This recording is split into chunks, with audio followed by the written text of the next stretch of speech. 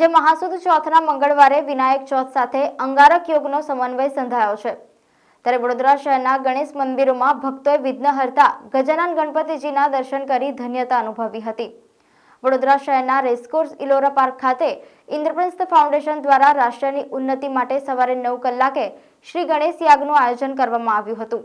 ભક્તો દ્વારા ગણેશજીને 1008 લાડુ ધરાવવામાં આવ્યા।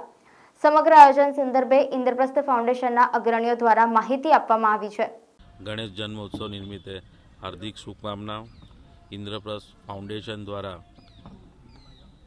देश उन्नति माटे श्री गणेश याग यज्ञનું आयोजन करवामां આવ્યું છે, જેમાં સવારથી સાંજ સુધી વિવિધ ગણેશ પૂજા અર્ચનાઓ કરવામાં આવશે અને સાંજે 7 વાગે મહાઆરતીનું આયોજન કરવામાં આવશે। ગણેશ જન્મ જયંતિ અને અંગારિકા ચોથના પાવન પ્રસંગે અહીંયા ગણેશ યાગનું ભવ્ય આયોજન કરવામાં આવ્યું છે ઇન્દ્રપ્રસ્થ ચેરિટેબલ ટ્રસ્ટ દ્વારા અને ખૂબ જ મોટું આયોજન છે અને તમામ ભાવિકો આજે અહીંયા હાજર રહેશે અને સાંજે મહાપ્રસાદીનું પણ આયોજન કરવામાં આવ્યું છે।